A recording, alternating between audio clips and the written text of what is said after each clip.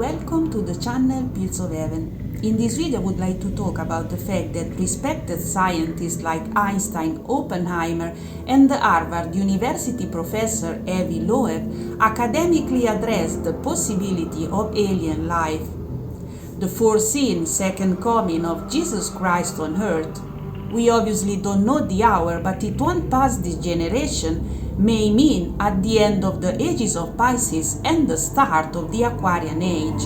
In a January 1920 article on the London Daily Mail, Albert Einstein addressed the possibility of alien life, affirming, "There is every reason to believe that Mars and other planets are inhabited. Why should the Earth be the only planet supporting human life? It is not singular in any other respect." Together with the American theoretical physicist Robert Oppenheimer, he wrote an unclassified top-secret document about the relationship with the inhabitants of the celestial bodies. If respected scientists like them were able to address this issue academically, why are we not able to engage in such a meaningful discussion today? The astronomer and Harvard University professor Loeb affirms that aliens have visited us. In a conversation, the professor, author of the book Extraterrestrials, the First Signs of Intelligent Life Beyond Earth, explains his shocking hypothesis and calls out what he sees as a crisis in science. Provocative and thrilling, Loeb asks us to think big and to expect the unexpected. In the past few decades, several retired military and political figures have come out during their retirements with new information on government research around UFOs, including former CIA directors John Brennan and Roscoe Hillenkotter, former Senate Majority Leader Harry Reid, and the Canadian Defense Minister Paul Hellyer. While campaigning with his son Jeb Bush in the 1980s, Bush was asked about UFOs by a journalist. He replied, "Americans can't handle the truth." Hillary Clinton, in an interview before the election, said that if she had become president, she would have released information about Area 51, the remote Air Force base in Nevada, believed by some to be a secret hub, where the government stored classified information about aliens and UFOs. In a radio interview, she said, "I want to open the files as much as we can." Asked if she believed in UFOs, Ms. Clinton said, "I don't know, I want to see what the information shows," but she added, "There is enough stories out there that I don't think everybody is just sitting in their kitchen making them up." Modern society has lost the sense of the sacred. We live our lives for the body that will surely perish, and the soul remain just a matter of fate. However, there is something inside this beast that makes it possible for us to say "I am." But who read the whole gospel, and is the gospel manipulated?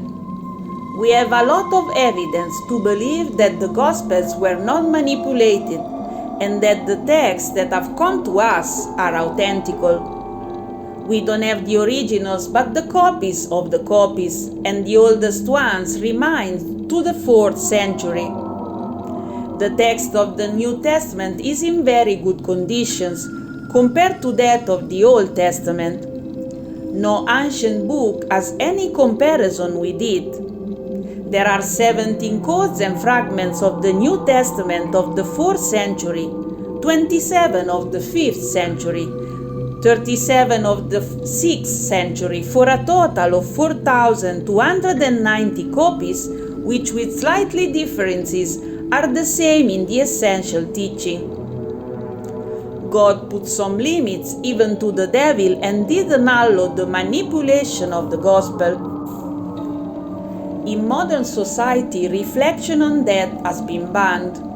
But if the body is the object of science, The spirit and his eternal mission should be the object of science as well. There is a science of the matter and a science of the spirit that explains what is God and his creation. The science of the spirit set men free, as once you know the law, you become the master of your life. The initiate lives in the eternal present as he knows the law and is able to foresee his future.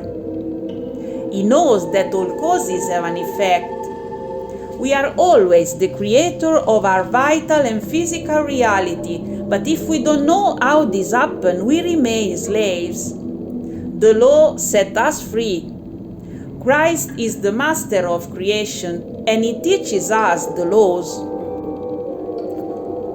All the four Gospels talk about the second coming. John the Apostle wrote a very esoterical Gospel and an entire book on the Apocalypse, that means revelation, and describes in an allegorical way the time when the Christ will come to judge humanity. Matthew chapter 24, for the sake of the elect, those days will be cut short. Matthew 32, this generation will not pass away until all these things have happened. With the end of this generation, it may mean an astrological generation, the end of the ages of Pisces and the start of the Aquarian Age. Matthew 24, be on the alert, for you do not know which day your Lord is coming. So at that time there will be a selection and a catastrophic global event. But who are the elected? Pier Giorgio Caria, an esteemed Italian researcher of frontier science, in a conference about the UFOs, the Christ, and the New Age, explains it very well. The elected elect themselves thanks to their life choices. They practice the law of the Christ of cause and effect. They feed the hungry and dress the naked. We are animals who, by choosing to live an humanitarian life, became humans. The sign of the upcoming of Christ would be a cross on the east, visible all over the world. Then all the tribes of the earth will mourn, and they will see the Son of Man coming on the clouds of heaven. It will be the kidnapping of the elects. If we want to use ufological terms, we can talk of an abduction. Jesus will come in the clouds, and there will be the judgment. The stigmatized Giorgio Bongiovanni affirms that there is a sentence that has been removed from the third secret of Fatima. At that time, the second half of the 20th century, cosmic beings will come from distant shores of the universe in the name of God. In fact, his mission consists of divulging the third secret of Fatima in the diplomatic version, spreading the truth about the extraterrestrial visit, especially in its messianic nature, that is, an eschatological science that we are in the time of the second coming. To unmask the Antichrist, that is, to find the proofs and names of the world leaders who with their directives are destroying planet Earth and humanity itself. The guiding thread of these three parts is precisely the heartfelt announcement of the return of Jesus. Pope John was part of the initiatory Freemasonry. While participating to an initiatory rite, he went into an altered state of consciousness. Pierre Carpi, author of the book The Prophecies of Pope John, reported in one prophecy, someone comes from afar, wants to meet the man of the earth. There have already been meetings, but those who saw really have been silent. Since 1935, in fact, there is some correspondence and documents that a flying saucer fell in Lombardy, Italy, under the Fascism period, and the basis of the cover-up were actually made in the Vatican. One of the oldest and most important codes from the time of the Maya is the Dresden Codex, which contains important notes concerning the cycles of Venus and the eclipses of the Sun and the Moon. The text talks about the Sun eclipse of August 11, 91 on the territory of Mexico, an event that has regularly occurred. It was the biggest and longest eclipse that Mexico had ever seen, and there has been a manifestation of a flying saucer before and after the eclipse. Associated to it, an image representing death sitting on a throne of bones stands for the era coming to an end. This image, together with the eclipse, symbolizes a moment of transition for the Maya. At this time, the passage to the new era and the end of the Jaguar Nights occurs, and together with it, the next meeting with the Lords of the Stars.